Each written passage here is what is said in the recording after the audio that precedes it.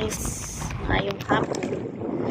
Nanapon mi aning dagat, tara kong alagaw sa dagat. Yan. Ito guys, dito ang dagat nila. Ang init-init guys, alam nyo? 4 o'clock na to ng hapon. Pero grabe ang init, ang sakit. Yes, it's a 4 o'clock. Yan ang alagaw. Yung mga kapatid niya guys, nagsakay ng boat siya. Ayaw niya. Gusto niya dito lang siya maglaro ng dagat. Ang init-init. Alam niyo guys, hapon dito hanggang alas 9 hanggang 12 p.m.